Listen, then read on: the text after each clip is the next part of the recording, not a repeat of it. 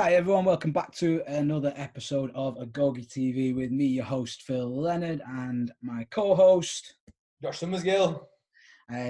On today's podcast we have Saville, who is owner of M2 Fitness, and I believe has some cool stories to tell. So we're going to kick it straight over to Emma. I'm going to call you Emma at least 10 times because my girlfriend's name's Emma, so it's going to be thing that is just going to come out of my mouth. I have no doubt. But yeah, so basically just going to kick it over to you. Tell us a bit more about how you started CrossFit and how you got into the wonderful world of fitness. Well, fitness I've always done. I was a dancer and martial artist and a bit of stunt work. So I've always done that. That's been my whole career. And then I got injured in London, so I came back home to Manchester, and one of my friends had just started doing, well, her mum had just started doing CrossFit, and she was like, oh, do this thing that me and my mum had started this thing, I think you'll really like it. So I went down to one of her classes at Paralympian in Stockport, which was the first CrossFit gym in Manchester. And then, oh, here's Memphis. If you hear tap dancing, it's Memphis, like, just running along on the floor. I was just looking over to see that my dog's chewing something. I'm like, can she actually chew that? She loves it. It's anytime like Zoom's on, she goes crazy. But yeah, so I did a class at Stockport, and then that was it. It was hooked from there, really. So that was in 2008, so a long time ago. And then I started, so CrossFit Stockport then split up, and Carl Steadman set up CrossFit 3D, and that's where I started training. Right. And a few years into there, I did my level 1 there, and I wanted to start doing like boot camps. I was going to open up my own martial arts school, but I was still injured. I tore my groin, so I didn't feel like I was at the best I could be to be like demoing kicks and doing all that sort of thing. So I started to just get more into CrossFit. And then, like I say, I wanted to do boot camps. I was watching loads of like The Biggest Loser USA, and that was like getting me pumped up. And I was like, I want to do this. I want to help people. And then, yeah, I did my level 1, started doing classes, started coaching boot camps, doing little 6-week trials and things like that. And then not long after that, I got asked to coach and manage at Kudos, which is going to be a new gym, bespoke built from the ground up, like never been heard of before. And then, so I did that, started coaching and managing there for 3 years. And then when Memphis is just under my feet, sorry. Then, oh bloody hell, this is what happens when you've got dogs. I've kept thinking of mine as well, don't worry. Right, come here. Yeah, so I coached and managed at Kudos, and then what happened there? So there we got made redundant. So the gym closed, and then I wanted to set up my own gym. So while I was thinking about setting up my own gym, I started coaching at another gym, which is CrossFit 1111. And while I was there for 6 months, I set up my own gym. So I've gone from coaching at Kudos to 1111 to my own place now as well. And that was 3 years ago. I've been there 3 years now. Awesome. I like it. 3 years in April.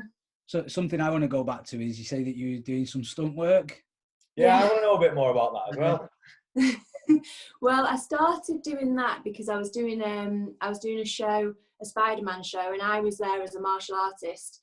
So I was like doing all the fighting and stuff, and there was loads of stunt work going on there. So like obviously Spider-Man was doing all the stunt work. So they basically taught me loads of things there. And then from that, I just started doing little bits and bobs because I did.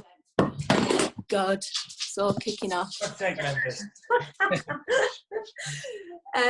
Yeah, so I did loads of like martial art work, and because I was like quite girly and a martial artist, I got a lot of body doubling work as well. Right. So I did a big program that never actually came out, and it was a 6-month job that I did, and basically I was just in the army for 6 months, just doing assault courses and firing guns and doing stunt work. Honestly, it was amazing 6 months, and it never got aired, never got shown. So I got to just get paid for basically what I always wanted to do, was be in the army but never actually go to war, just do all the fitness stuff. So I did that, loads of body doubling there, and just the little shows and bits and pieces. But I think that mainly came from my martial arts side of it, because I did a program called Fight School years ago, and from there I got agents who wanted to put me up for like different jobs. And I was never an actress, so I can't act, so I used to get put up for loads of jobs. So I got got put up for all the Expendables, all the Fast and Furious. And I went to one actually. I went to one audition, and because it was, I think it was Expendables 2, and I was like, oh, there's loads of good people in that. I'll just give it a go. And honestly, I was cringing myself out with my acting abilities. I'm more behind the camera or not seen, not speaking. So yeah, I never did the actual acting side of it, or behind the scenes, which I much prefer. I think that's where I'd rather be, to be honest with you. Like, I wouldn't want all the either of being like famous kind of thing, people coming up to people like being behind the camera and like just doing flips and stuff. Must be I'm assuming people did flips anyway. Josh, yeah. You know what I mean, doing all the fun stuff behind the scenes. And no, definitely. I wish I would love. Was it Taekwondo your background? Tang Sudo and Wushu Kung Fu. So Tang Sudo and Taekwondo are very similar, but Tang Sudo's got more of a Chinese influence and is a little bit not as like flicky kicks, a bit more traditional, but with that Chinese fluid influence. So I always did Tang Sudo from being like, I think I was 9 or 10, and then when I went to fight school, I met a guy called Don who did all the Wushu stuff, and I was literally like, I need to do that. That's the Jackie Chan, Jet Li, cool stuff, all the swords, all the nunchucks, all that sort of thing. So I did a lot of that as well, and learnt that there. So that, and then that was the type of stuff that got me into loads of work, because obviously it's a bit fancier, and you don't often see girls smashing around knives, swords and nunchucks. So it worked for me. Have you got any nunchucks with you? I have got them under the stairs somewhere. And my sword. I was like, brilliant. So basically, if you break into Em's house, you're fucked. Well, I don't think Memphis is going to do anything. She'd just lick you all to death. So it'd be down to me. I have got a hammer under my bed as well. As you do. No, that's awesome. So, out of curiosity as well, do you find that, obviously, I always say that Josh's background, Josh did martial arts, like kickboxing and things like that as well. I always think his background gave him a big boost when he got into CrossFit. Do you find that it crossed over nicely for you? That when you got into CrossFit, you were. I think, to be honest, I think that was more of a dancer side of it. I think the dancer side really crossed over, especially with things like body awareness. But yeah, definitely both. I think dancing more for like rhythm, body positioning, things like double unders I picked up straight away because it was a rhythm for me. Toaster bar and things like that for flexibility. Martial arts, I would say I think I'm just quite naturally strong in a Hmong strong kind of way, like because my dad's a builder as well, and as a kid I'd go on site with him and we'd like dig till we found clay and just carry everything. So like me and my family, even my 2 sisters as well who don't do anything, they're just freakishly strong, and my mum. So I think we're naturally like pretty, like I say, just no technique, just pick stuff up. And then I think the martial arts side of it was more of a confidence thing. Like that's the bit that gave me like the confidence and the ability to believe that I can do anything, and also like being humble and respectful and that sort of thing. I think definitely sways from the martial arts, and then I think the body awareness as well, both of it. I think both those aspects for me really worked well for CrossFit. So definitely the dance and martial arts, but yeah, I think martial arts is all about the confidence thing for me, I think. I can't help but agree with you, because I can't even hear the beat in a song, so I took me ages to learn double under song, and you got to be right there. Yeah. I think the double under thing is true as well. Like I think you see the people that are naturally better with rhythms and they pick it up. Like my wife picked up double unders like that. Well, that's it. People just takes ages.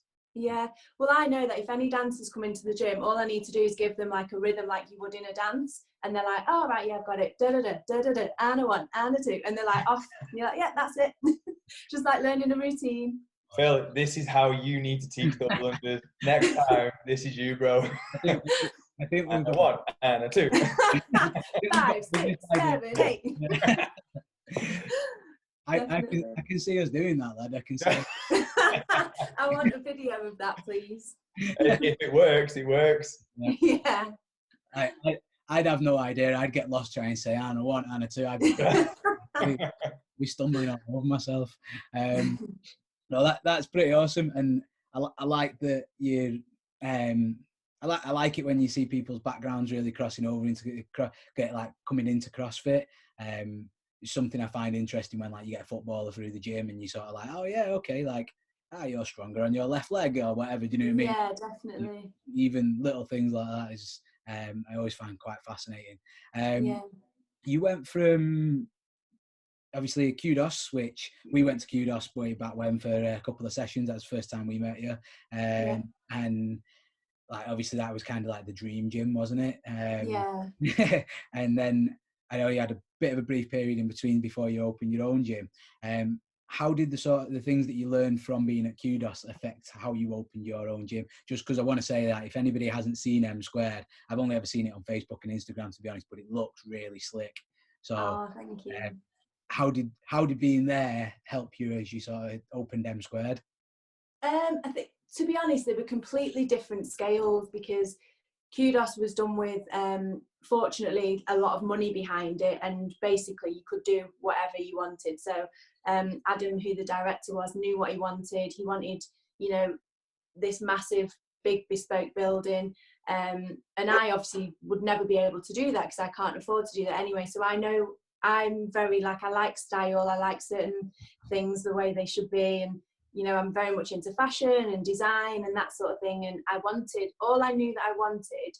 So with Kudos, what was great is we had that green Q, and everyone knew what the green Q was. And I was like, that's a great brand. And I knew that I wanted a brand that you would see and you would instantly know it was M Squared, and I would love it, and I would keep everything in that sort of brand. And I also had a theme, like I did a colour chart and everything that I wanted, and I knew that I wanted it to be a lovely place but also a gym, so somewhere you can still work out properly and, you know, get a sweat on you, and you're not like, you can't sweat on the floor or anything, but it looks nice and people would come in and be like, oh, this gym's lovely, but also my rowers are cleaned down, my bars still move and they're all greased up and everything's serviced and everything works well, and it doesn't have to be minging, it's just like a nice working gym.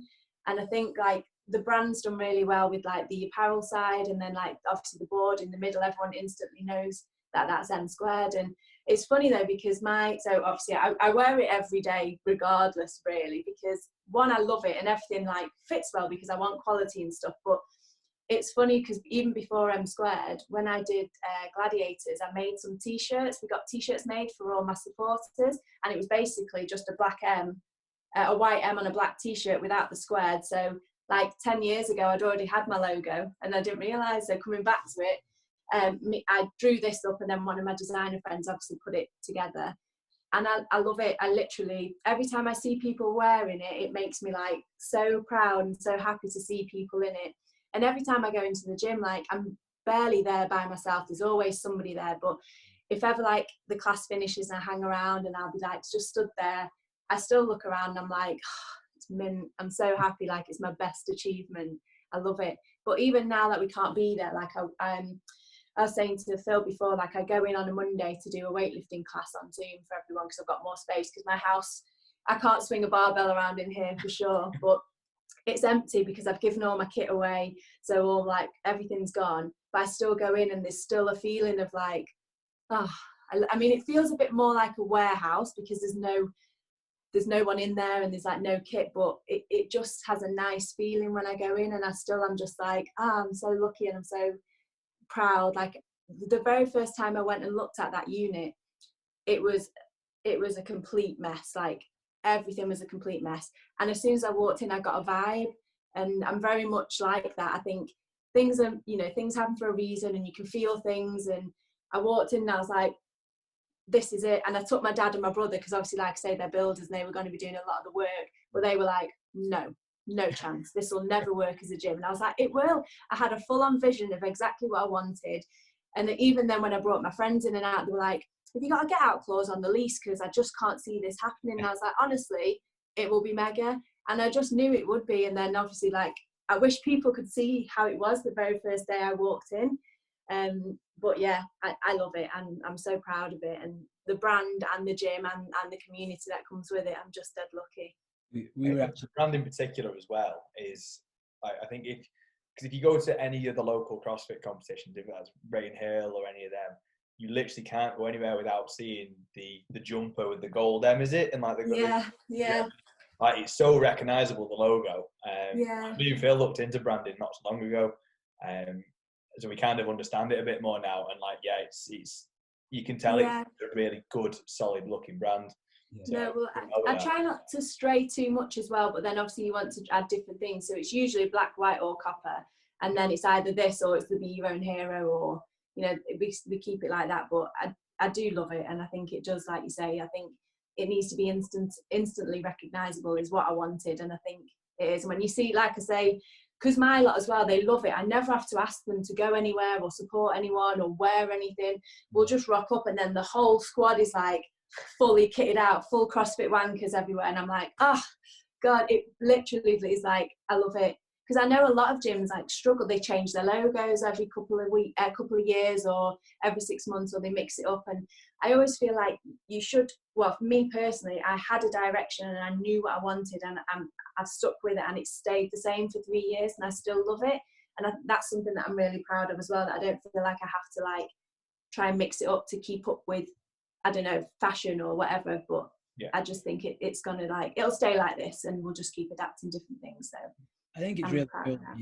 I think it's really cool that you had such a clear vision, because like I know me and Josh, as with anything, we kind of start and then figure it out later on. Like that's we sort of go, this is a great idea, and then we jump into it, and then like starting a podcast, and then we go, oh shit, this is actually work, and we're gonna. But like I think it's really good that you do have that like clear vision, because I know we didn't really, I won't say we didn't have a clear vision, but then we had a clear vision, but then we quickly got in and sort of went, nah, this ain't gonna work. And it's changed so much since we opened. And I can definitely relate to the like walking in a gym and going, yeah, this isn't right, but we can make this our gym. And that, because that's what happened to us. We did the exact same thing. We sort of walked in and was like, wow, like this is a state, and how are we going to turn this into a gym with just two of us? But we did, and again, it's adapted and changed since. So I can definitely relate to that. One thing that I can't let you just gloss over though was Gladiators. Oh yeah. No, that was the Gladiators. I always as a kid wanted to be a gladiator, and like the old school one, obviously because I'm old, but the old school one with Jet's my inspiration for everything. That's why I learned to do a free cartwheel and tore my groin, which is why I didn't open up a martial arts school. So it's really Jet's fault, and also her fault that I now have a CrossFit gym instead. I just applied for it and got on to be one of the contestants. I was a top scoring girl in the UK as well before I even did CrossFit. So I'm proud of that. Amazing. And then I always wanted to be a gladiator, but they'd already chosen all the gladiators. And to be fair, I was shit on the day as well. It was mega though. You had like a 2-week training camp, which I absolutely loved, in like a film studio. And you learn all the different games. So like you'd go on the wall, and you'd go on Duel, and you go on all them. And they found the ones that you were really good at and gave you all the other ones for the show, because they didn't want to show up the gladiators ever. The gladiators always had to be good. But the new gladiators weren't very nice. Like they all seemed to be like angry ones, when like Jet and Lightning were like dead nice and happy, and you were really happy for them. Yeah. They were all like taking on like wolf persona, and I was like, yeah. To the point where one of them, I got put with this same girl every single time, this massive girl called Panther. I thought I had big quads. My quads are literally like this big, and hers are like this big. And we were getting ready to go on Duel, and it's all over water now instead of the crash mat. So Duel, where you stand on your pedestals and you have to hit each other. Well, I had to get past her, and I was like, oh, sorry, can I squeeze past? And she was like full on staring me out. I was like, we're not even rolling yet. Come on, it's like, it's not serious. I was like, you okay? How's your day been? And she was just like fully focused on me. And then afterwards, when you kicked her ass. No, do you know what happened? I fell off myself. Oh. This is what I mean. Because I'm from karate, I've got like a wide stance, and the podiums are only small, and I stepped back myself and fell off. It's pathetic. So I fell off myself. And then when we were getting ready for the next one, because you fall in the water, so hair and makeup have to do, or you dry your hair and stuff. And she came back in and she was still in character. And I was like, oh, mate, come on. It's just a TV show, chill out. But she was a right nightmare. But I had her on. There was one really good one, which I loved. They didn't have it on my episode, and I forgot what it's called. It's a new one. It was like a big balance plate, and it rocks, and you had to grapple, and you just had to push them off. Right. And I got her off every single time. So, and she was massive, but they never put me on that one. Quad with you. Go on. Yeah, yeah. But no, it was good. It's just TV ruins everything for you, I think. When you actually go into TV stuff, you see how badly they edit it, and they make you look how they want you to look, and they show it in a way that isn't real. And same was on Fight School, and same in Gladiators. I was just like, I don't think I want to do any of that anymore, because it's like when you see people on, one of my members, Rick Stevens, was on SAS, Who Dares Wins. Right. And obviously, like, you watch that, and I love that program anyway, but I'm watching it and I'm like, oh, I know this is bullshit. You're just editing it to make it look really bad. And like, so every time I watch like these reality shows now, I'm always like, oh, I don't believe any of it, because they just edit it to portray you however you want. But I did love Gladiators. It was a mega experience, but it wasn't as good as I wanted it to be. Sounds pretty cool, and it definitely. Like, I know we had one of our members is an actor, basically. Oh, he was an actor, and he sort of has similar experiences with like the different things he's worked on. Like, he been on Lord of the Rings. Was he Lord of the Hobbit? Sorry, he was the Hobbit. He was in on Broadway, and he was in Vikings. Oh, mega! But then when you chat to him about it, he was like, he's telling us that he's like, as an actor, he wasn't really doing anything. No. He was like, oh yeah, I was the highest paid actor on The Hobbit, but he was like the smallest part or something weird. Yeah, it is crazy how they deal, how different it is. How you think it will be something that it's not. Yeah, it's pretty cool. I like. It actually reminds me. Have you seen Tiger King yet? I've seen bits of it. I started watching it and then was like, this is just too weird. It's worse. Keep going. Really? You've got to keep going just for, But I feel like that's the same sort of thing. The more stories that come out about it, the more you're like, wow, that was really well edited to keep me interested. That was like... Yeah, that's what I mean, the editing. I get what you mean. So one of the other things that you've already mentioned, that you've had some pretty bad injuries. I know the first time I met you, your leg was in a cage. So can you just explain that, maybe like a bit about your injuries and how you sort of, you've obviously come back from each of them with a fairly positive mindset as well, which would be nice to hear about. Yeah, well, I'd never, so my whole life doing fighting, stunt work, dancing, never ever hurt myself, except the one time, like I say, that I was learning aerials and I tore my groin. That was my only injury, and even then I was like, oh God, this is a terrible injury, because I was in London. I was like, I'll have to go back to Manchester till I heal, because I can't work, I can't do all my jobs. And I was like, oh my God, that's a terrible injury. It was literally nothing. I mean, it's still bad. I still can't do much on it, but I didn't do anything to rehab it. So that was the extent of my injuries my whole life. And then in 2014, when I was at Kudos, me and Gage, my friend, went on holiday.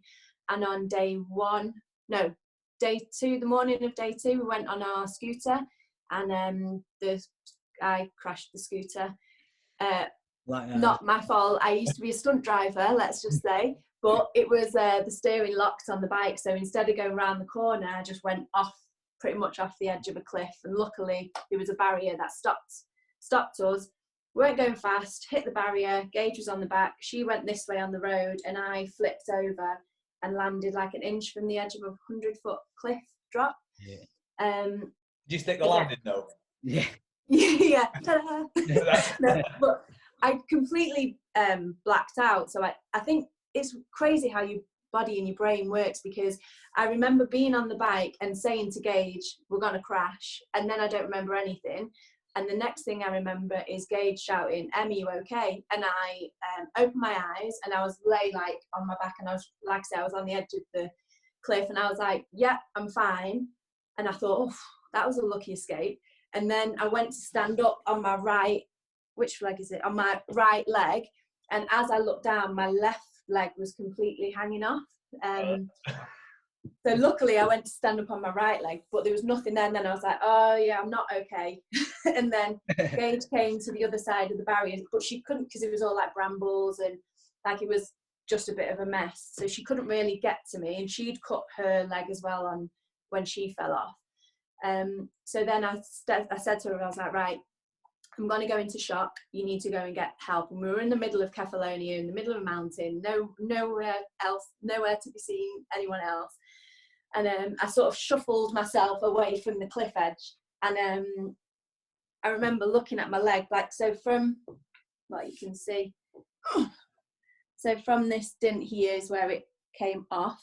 And then it was completely hanging off. So I had to hold my leg like this, and everything else was falling down. And Gage had gone to find help, and I remember thinking to myself, oh, it's okay, I'll become a Paralympian, and I'll just lose my leg and I'll become a Paralympian.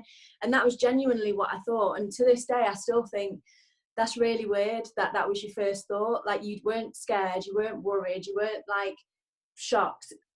You were just like, well, that's it, my leg's gone. I'll train mega hard and get a medal. But yeah, so I thought it was gone. I completely thought it was gone, because everything was out. Like, I could see my bone or the muscle, everything was completely off. And I remember seeing some form of tendon, and I thought, well, that's still attached. And then an hour and a half later, I covered it over. And do you know what? I had my phone. I was wearing a bum bag because I was trying to bring them back and make them cool. I had a bum bag on, and I thought, I wonder if my phone's still all right. And I looked, my phone was okay, and I thought, should I take a picture? And I didn't. And I kind of wish I had, but then I don't think I would want to. But anyway, I didn't take a picture.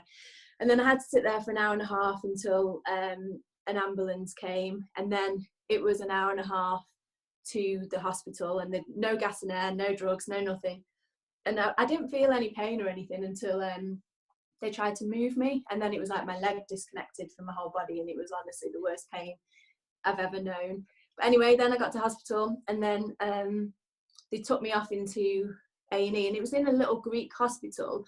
And you do worry, like, oh, the hospital's going to be okay, like, are they going to be able to manage it? Do they have like the tools and that sort of thing? And I remember going into A&E, and it literally was like I was in something in Star Wars. It was like a spaceship. It was so like high tech, I couldn't believe it. And so anyway, I didn't know at that point if they were going to chop my leg off or keep it on or not. And I couldn't go to sleep because I'd had like Fanta or a bag of crisps or something. So I couldn't go under, so they had to do an epidural. So the whole time I could hear them like sawing and chopping and cutting, and then after however long, I looked down and there was still something there. So I had my leg, and they put like basically it looked like a door handle that attached to it. And then when I eventually came back to England, they changed it because they'd done their best, but they're like 10 years behind technology. So that's when I got my frame put on, and then I had an additional frame put on as well. So, and then I had that on for 8 months. Wow. I mean, it's pretty unique that the first thing you think is, I'll be a Paralympian. Do you know what I mean? Like, I know. I don't think there's many people that, and it's like you bypassed the depression of having like your leg falling off and went straight to being like, what am I going to do? Yeah, I know. And it even surprises me when I think about it, because to be honest, I don't think there was a time when I was down about it. Obviously you have bad days and stuff, and I couldn't walk, and I remember one time I cried, and that was when I was trying to relearn how to walk, and it was in Kudos upstairs, and we had a big mirror, and then as you come back facing, there's a mirror facing, and I was trying to walk away, and as I turned round to try and walk, I saw myself, and then I burst into tears, because I was like, how can I not walk? Like, my whole life has been physical. I've been a dancer, I've been a martial artist, I've been a stunt person. Now I'm like a CrossFit coach. How can I not walk? How am I ever going to do anything again? And then again, I snapped out of that quite quickly, because I'm very much the type of person who people have always not expected me to be able to do anything I can do. So I'm always very much about proving people wrong. And I remember the surgeon said, you'll never run again. You'll never weightlift again. You'll never like squat. You'll never do this. And I remember coming back a year and a half after. So bearing in mind I couldn't walk I had my cage on for 8 months. A year and a half after I entered Rainhill, expecting to be in the bottom category, and I ended up in Rocket and won my heat, and I was like, fuck you. I can do it. So that was that. It's still bad, and now I had to grow it and stretch it myself, which was the most painful part, and I stretched it too much. So now this leg's too long, and now I have to wear an insole in my other leg to balance me out, and that's my own fault. I lengthened it too much. No. So I've got a fused ankle, so my mobility, my movement isn't very good, and I don't think it ever will be, but I can still do stuff. There's nothing that I can't do. I mean, I can't do a very good air squat, but that's that's the only thing that's come from it now. I've got loads of scars, but I quite like that. So that's the leg. Oh, and this leg is a lot smaller than this one, and that's been 6 years.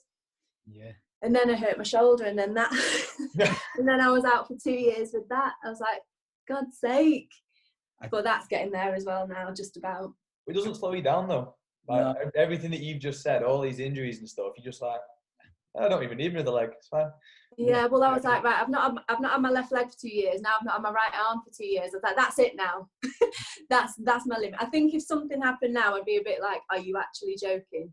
But I think, like I say, I'm a very big believer in things happening for a reason, and it's made me a better coach. It's made me focus on other people's injuries and also how to prevent them and how to rehab them. So someone comes into class and they're like, oh, I've got a bit of a shoulder niggle, I know how to deal with it. If someone's like, oh, I've hurt my ankle, or I don't have very much mobility, or how do we do this? Like, I'm not a physio at all, but I've had so much wrong with me and so much rehab myself that actually I can help, one, prevent it, and two, help rehab people. And like I say, when they come in, they're like, oh, I can't come to class because I can't do this. And I'm like, right, if I can train with one leg and one arm, you can train with a dodgy wrist or whatever it is. And I think it's made me a bit more like, suck it up, just get on with it. Come on, I'll show you what you can do. I don't have a lot of sympathy, but I think that's quite... argue with you.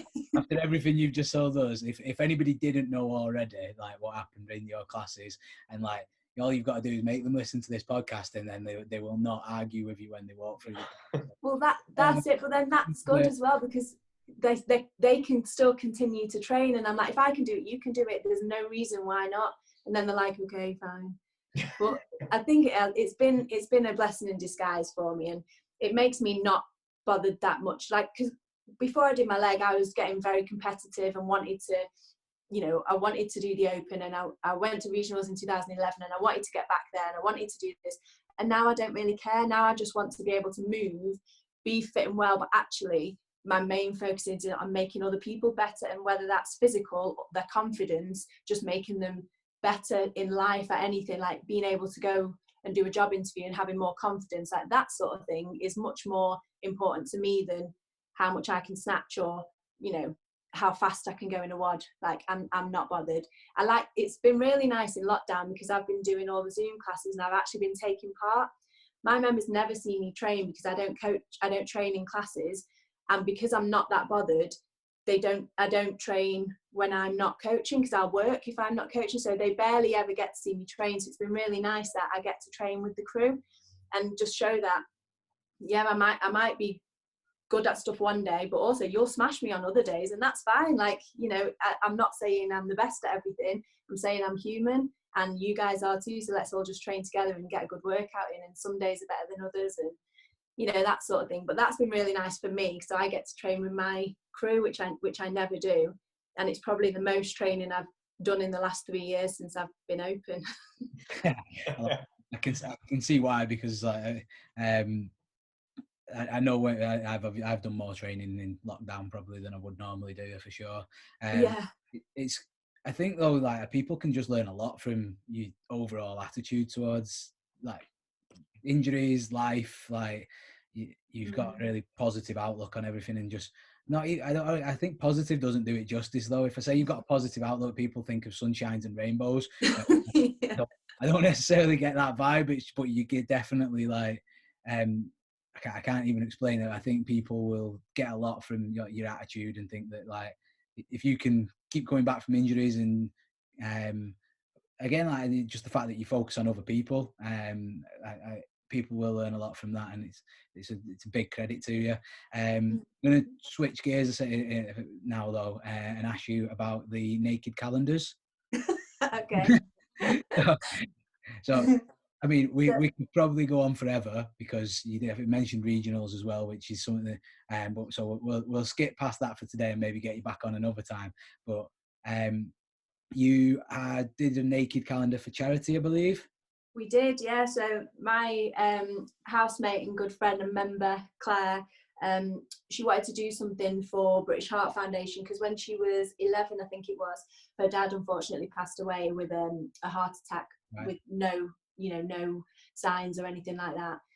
So she's always wanted to do something, and people do the hero wads, and they do challenges and days and stuff, and we thought about doing a naked calendar because Claire, at any opportunity, is quite happy to get naked. So she'll always be the one who's like running around like this naked, and so I was like, right, let's all get naked for charity then. And honestly, I thought it was going to be Claire, me, maybe a couple of my coaches. I didn't think everyone would go for it. And then I put it on the group, and I had 60 odd of my members were like, yeah, I'll do it.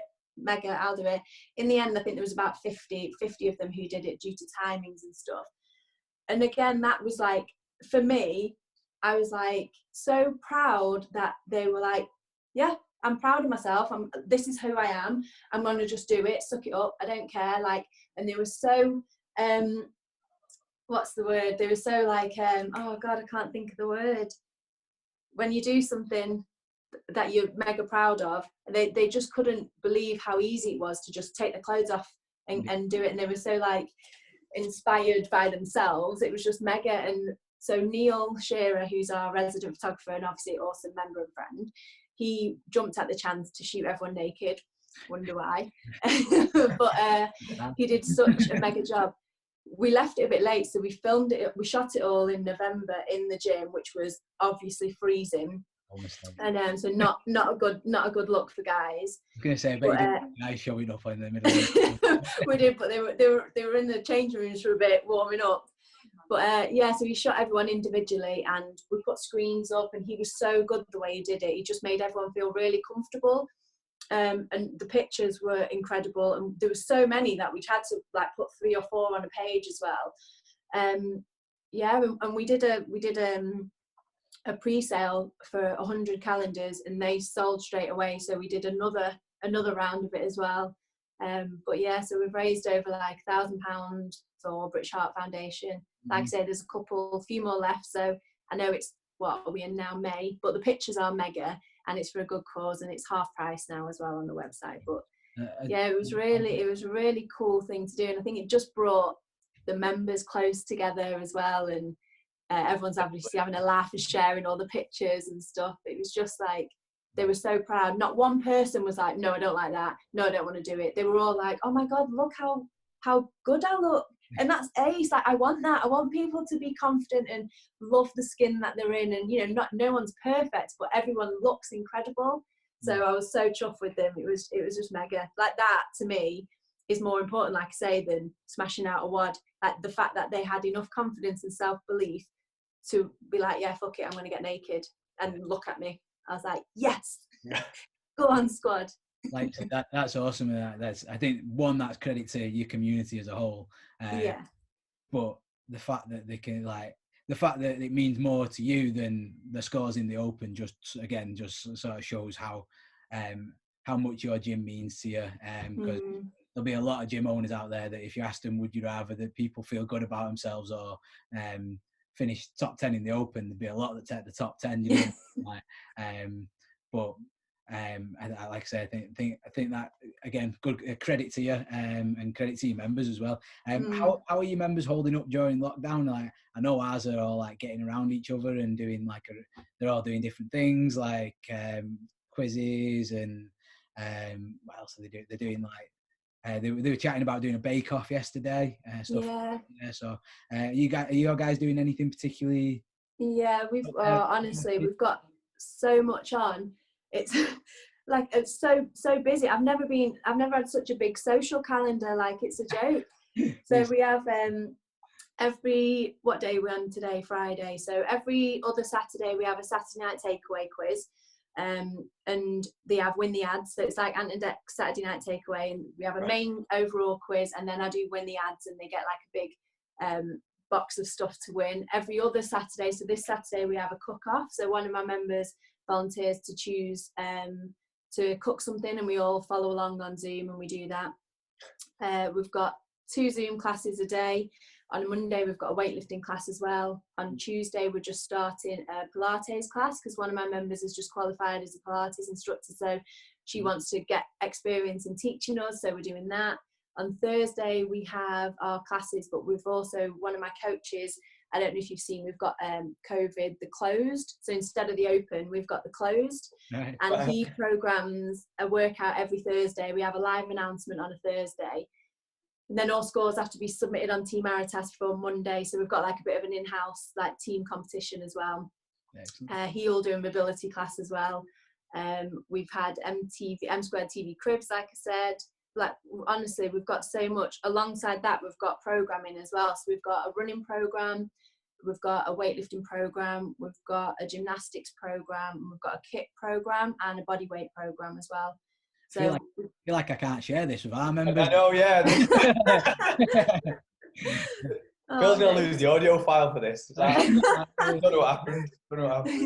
It's just like, I just like to do stuff as well, and we have such a varied program anyway at M Squared. I wanted to be able to give them some stuff. So like 3 times a week, Gage, who was on my scooter, she's my full-time coach as well. She is doing the gymnastics as well. So she's mega at that. So she's been doing, putting her time and effort into the gymnastics program and the running one, because she's our endurance coach as well. So it's just nice to keep everyone busy, and it keeps me busy by doing more programming and offering more stuff, and keeps the members busy. And I just like to do stuff like that anyway, and especially like the fun social side as well.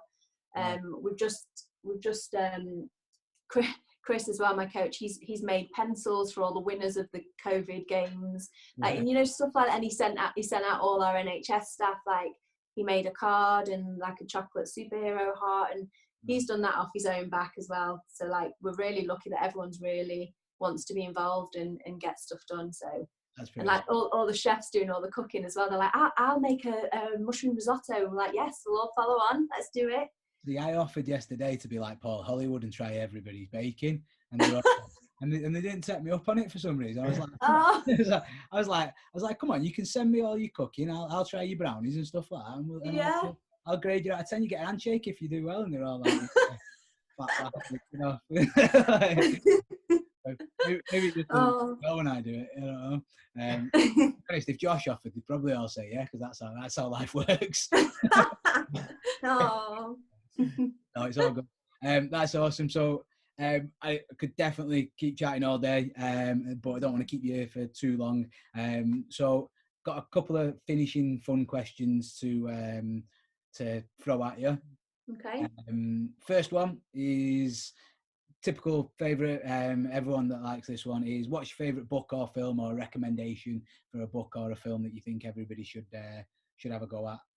Well, my book would be Jackie Chan, I Am Jackie, because I love Jackie Chan. But I'm also reading his second one as well, Never Grow Up, and they're mega books. And then films would be any of the Bad Boys films. Yeah. Yes. Have you seen the new one?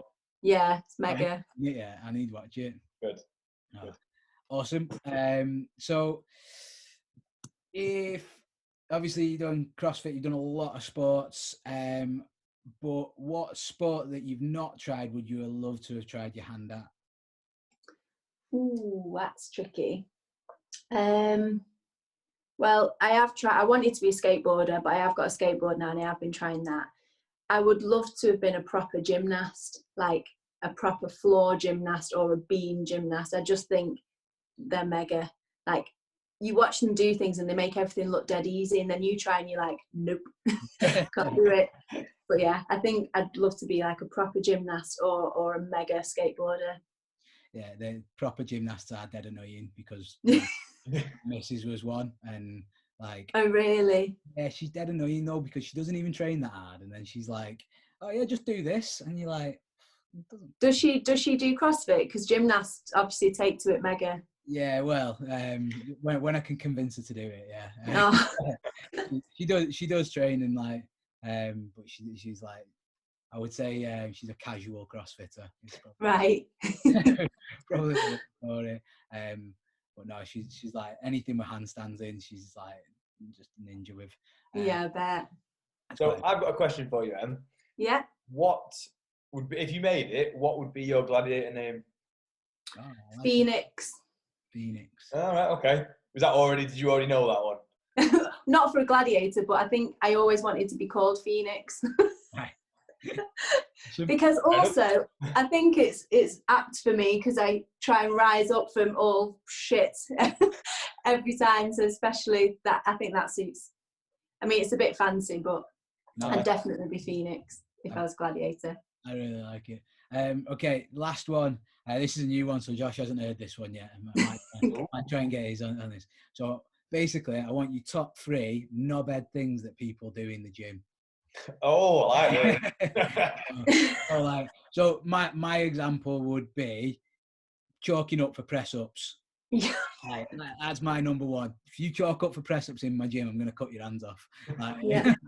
So go for it. Top 3. Yeah. Well, that was going to be mine, chalking up for a warm up, and I can name people who do that, but I won't. Yeah, too much chalk, leaving your shit out, and being late. But then I can't really say it because I'm always late for stuff outside of the gym. But as long as you apologise, I don't really mind. But yeah, definitely chalking up and just leaving your stuff out, especially when you sweat all over it and then leave a sweat puddle that I meant to clean up. Not cool. Go, Josh. I want to hear yours as well while we're at it. First one that comes to mind is everything that I do. Yeah. Is when somebody mentally gives up before they physically do and just goes, I can. Oh, that's a good one. And it's like, I know you can. You know you can. You're just basically defeating yourself. Like, I'd probably say people putting imaginary mental barriers in front of them that blatantly don't exist.